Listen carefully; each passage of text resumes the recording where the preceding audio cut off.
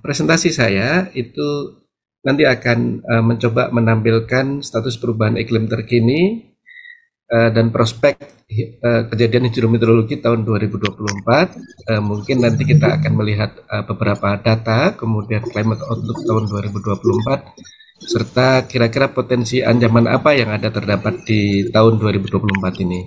Saya mulai dengan sebuah video yang disiapkan oleh tim saya. Mudah-mudahan 1,5 menit ini kita bisa melihat overview dari apa yang nanti saya sampaikan. Ya, Bapak Ibu, video ini bercerita tentang level dari krisis iklim yang terjadi hingga tahun 2023 kemarin ya.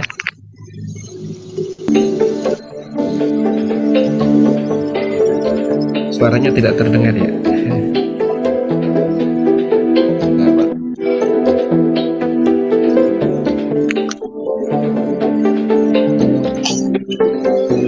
Mudah-mudahan suaranya terdengar. Terdengar, Pak. Terdengar, Pak.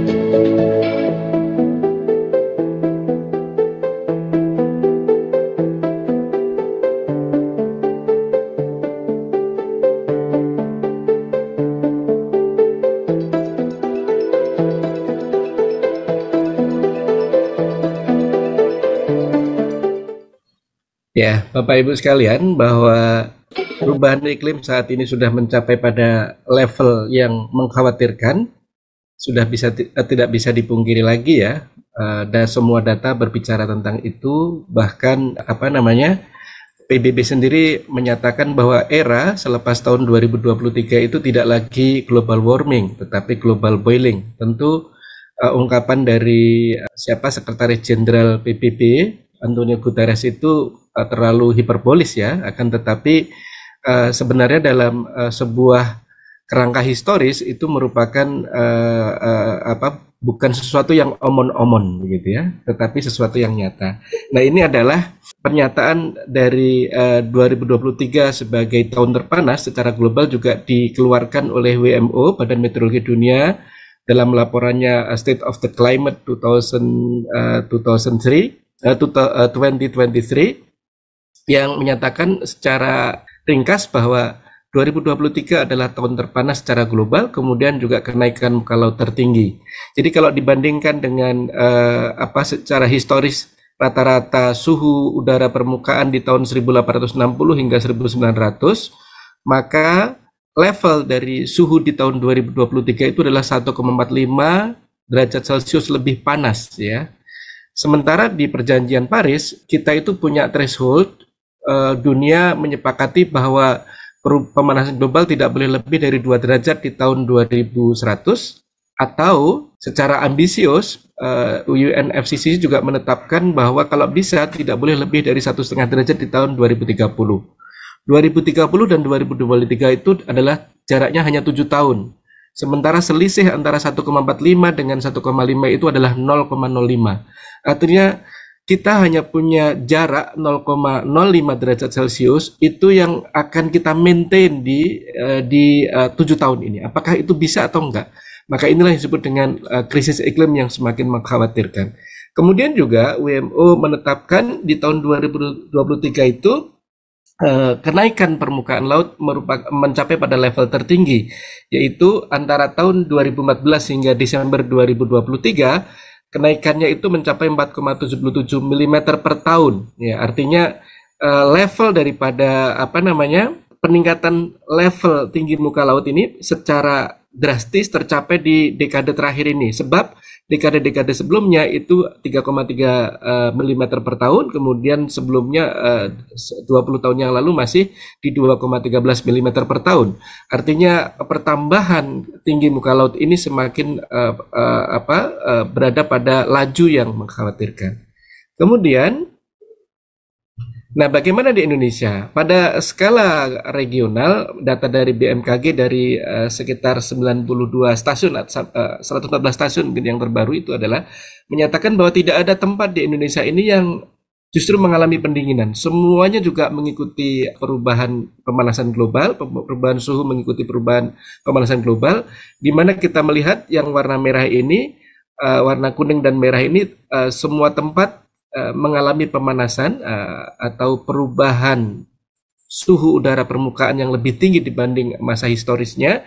Semakin besar bulatannya, maka dia semakin besar peningkatannya, lajunya, dan semakin merah berarti tingkat intensitas peningkatan laju tersebut adalah lebih besar dibanding daerah-daerah lain. Kita melihat Jakarta, kemudian Kalimantan Timur, kemudian Batam, kemudian Sulawesi Utara, di Maluku itu merupakan terindikasikan mengalami laju pemanasan lokal yang lebih tinggi dibanding wilayah yang lain.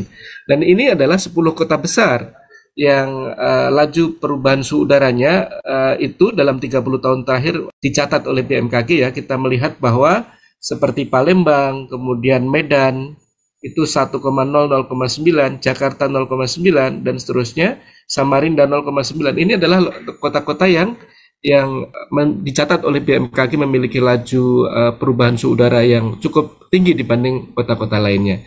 Kalau kita melihat perbandingan antara Indonesia, global dan lokal Jakarta, maka kajian saya menggunakan data lebih dari 150 tahun itu mendapati bahwa di Jakarta sendiri itu kalau kita lihat dibandingkan antara global dan regional serta lokal gitu ya, maka Jakarta itu sudah menyalip ya perubahan suhunya dibandingkan global dan Indonesia. Kalau secara rata-rata Indonesia itu kalau seluruh stasiun itu di rata-rata, maka laju perubahan suhunya masih di bawah laju perubahan suhu global. Nah, tetapi kalau kita melihat kota per kota begitu ya, nah ini menarik untuk diteliti lebih lanjut oleh teman-teman. Nanti kotanya itu seperti apa? Apakah dia itu kecepatan perubahan suhunya itu lebih cepat dibanding perubahan suhu global atau bagaimana begitu. Ini menarik. Dan nanti menarik lagi akan diteliti kira-kira apa yang menjadikan sebab suatu kota itu dia memiliki laju perubahan suhu yang lebih cepat dibandingkan dengan laju perubahan suhu global. Nah, kalau ini baru suhu rata-rata harian ya, nanti belum kita cek lagi suhu maksimum siang hari dan juga suhu minimum malam hari. Nanti dari situ juga akan memberikan semacam insight kira-kira perubahan fisis apa yang terjadi di wilayah tersebut atau di kota tersebut sehingga menyebabkan laju perubahan suhu yang lebih cepat gitu. Jadi kalau Jakarta sendiri berdasarkan penelitian saya itu sudah peningkatannya 1,4 lebih cepat dibanding perubahan suhu global. Itu semua disebabkan oleh peningkatan gas rumah kaca sampai awal 2023 level daripada CO2 dunia itu sudah 418 ppm, metana 1923 dan nitro dioksida itu 336 ppb ya. Itu semuanya mengalami peningkatan. Kalau dibandingkan dengan konsentrasi zaman pra-industri dulu, karbon dioksida itu meningkat 150%. Kemudian metana yang paling masif itu 264% dan nitro oksida itu 124% dibandingkan dengan tingkat pra-industri. Sama dengan level global, maka pemantauan BMKG di Bukit Kototabang untuk pemantauan atmosfer gas-gas rumah kaca, maka gas CO2 di tahun akhir 2022 di Bukit Kototabang itu sudah 411,1 ppm. Itu kalau terhadap level gas rumah kaca global di 417,9, maka itu selisihnya juga tidak banyak, hanya 8 ppm. Artinya secara regional sendiri kita mengalami problem emisi gas rumah kaca yang cukup luar biasa.